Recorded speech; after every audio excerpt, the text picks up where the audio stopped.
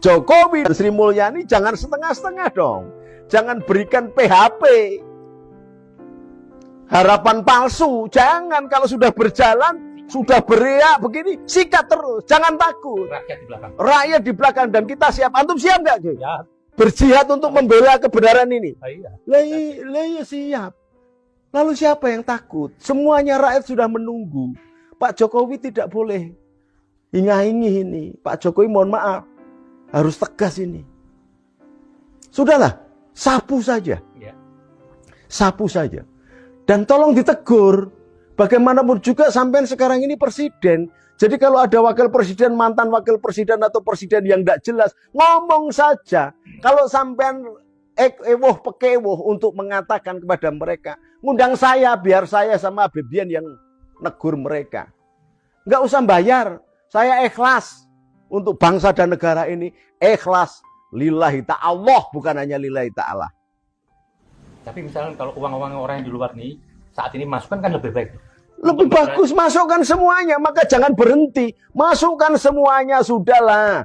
Tidak usah dicari hukumnya, tidak usah dicari. Kita sudah tahu bahwa itu duit maling semuanya, duit rampok semuanya. Ya sudah, kita bikin hijau saja. Wong STNK aja 5 tahun nunggak bisa diputihkan. Ya sudah, milikmu tinggal 25%.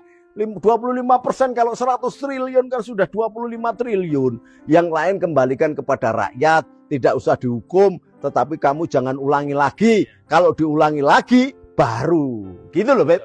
Ini kan nggak jelas semuanya aturan-aturannya. Maka kenapa Gus Dur kok meminta Pak Harto harus diadili? Persoalannya ini.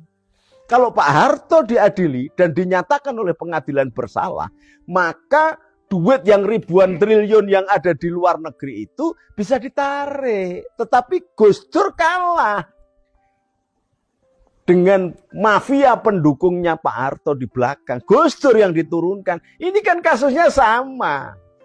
Ketika Jokowi akan menyelamatkan uang negara, uang rakyat yang ada di luar negeri, justru akan diturunkan dengan isu COVID, isu kerusuhan, isu ini, isu itu, isu ini. Itu loh persoalannya. Maka sampai kemudian kenapa ini bisa berjalan dan dibiarkan terus? Karena Pak Jokowi orang Solo. Coba kalau orang Surabaya. Coba kalau orang Madura. Tapi saya yakin Pak Jokowi berani. Lah ya berani, sak berani-beraninya bagi dalam kondisi menghadapi kanker ganas. Itu nggak sama dengan menghadapi borok, Beb. Kanker ganas ya harus dioperasi dan diambil kankernya. Amputasi dalam keadaan yang kayak begini Pak Jokowi harus berani. Negur barangkali usianya lebih tua dari Pak Jokowi, Pak Yusuf Kala ini. Tetapi dalam hal kesalahan setiap orang bisa salah. Al insanu mahalul khotok wa nusiyan. Siapapun bisa berbuat salah. Dan itu kita watawasobil haq watawasobil sabr. Jadi kita mengingatkan Pak Yusuf, Anda ini sudahlah menjadi guru bangsa, menjadi bapak bangsa, jadi presiden, jadi wakil presiden ya sudah 2 kali, nyalon presiden ya sudah bolak-balik sampai undang-undang tidak membolehkan lagi melarang Anda untuk nyalon jadi presiden. Golek duit ya duitnya sudah semua pabrik, semua proyek Pertamina, supaya proyek semen, Tonasa, atau semen apa-apa saja, sampai tangga Barata, tangga Garda, pesawat, sampai ini semuanya di tangan sampean. Proyek apa sih yang tidak sampean pegang? Sudah saatnya sekarang celengannya berapa? Kalau Pak Yusuf Kala aja tidak punya celengan, ya genjiknya lah, anak babinya itulah, genjik-genjiannya itu berapa? Masa kalah sama Pak polisi menyisakan gajinya, sudah pakaiannya tebel-tebel tiap hari kepanasan, gajinya disisihkan untuk orang-orang yang tidak punya. Dalam kondisi yang sekarang dibutuhkan kepedulian sosial. Pak Yusuf Kala sebagai putra orang NU di Makassar, orang ternama, tunjukkan kalau Rasulullah dijadikan sebagai teladan, laqad kana lakum fi Rasulillahi uswatun hasanah. Maka kalau engkau pengikut Rasulullah, jadilah seperti Rasulullah, menjadi uswah hasanah, teladan. Teladan bagi siapa? Seorang pemimpin mendapatkan tugas summa ja'alnakum khulaifa fil ard. Seorang pemimpin ditugaskan untuk mensejahterakan rakyat.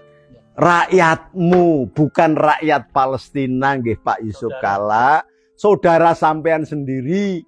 Maka harus mengingat hadis Nabi, mangkana yu'minu billah. Saya nggak ngajari, sampean anak ulama pasti lebih tahu. Mangkana yu'minu billah wabil yaumil akhir fal yukrim jarahu. Tidak dianggap orang yang beriman kepada Allah dan hari akhir yang tidak memuliakan dan memberikan kasih sayang kepada tetangganya, keluarga dekatnya, saudaranya. Minimal satu pulau, satu provinsi, satu negara. Dan Anda mantan pemimpin negara, maka kewajiban justru lebih luas lagi. Anda harus memperhatikan seluruh tekliwernya bangsa Indonesia ini. Ketika mereka kelaparan dan kemudian melahirkan kekufuran, maka kekafiran itu engkau yang menanggung. Karena apa? Karena engkau lebih membela bangsa Palestina. Saya mohon Pak Yusuf Kalla, mohon maaf, kita tidak pernah kenal. Kita juga jarang ketemu. Kita ketemu di PBNU ketika Anda datang dalam pemakaman sahabat saya, Pak Muhammad Subagya. Dan Anda datang masih flamboyan. Mudah-mudahan Anda tidak hanya memanfaatkan bangsa, memanfaatkan kesukuan, memanfaatkan agama, memanfaatkan NU, memanfaatkan kesempatan dan kekuasaan.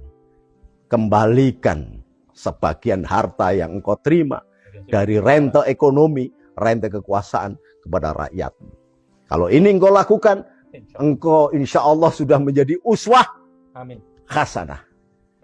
Menjadi contoh dan teladan sebagaimana yang sudah dilakukan oleh sahabat Nabi. Anda pernah kenal yang bernama Sayyidina Ali?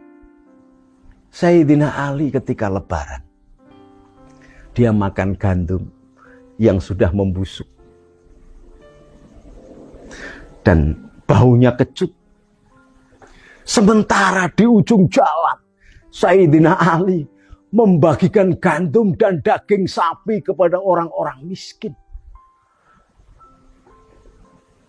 Dan orang yang kemudian datang ke rumah Sayyidina Ali kepengen melihat, kalau daging kambing, daging sapi, gandum yang mewah dibagikan kepada rakyat, bagaimana yang dimakan? Apa yang terjadi? Dia melihat gandum yang sudah membusuk dan berbau kecut.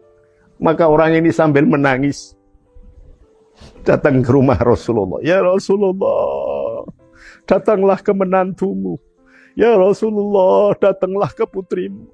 Di saat semua berbahagia, berpakaian mewah dan bersyukur, menantumu, anakmu yang engkau cintai, dan 2 cucumu justru makan gandum yang kecut.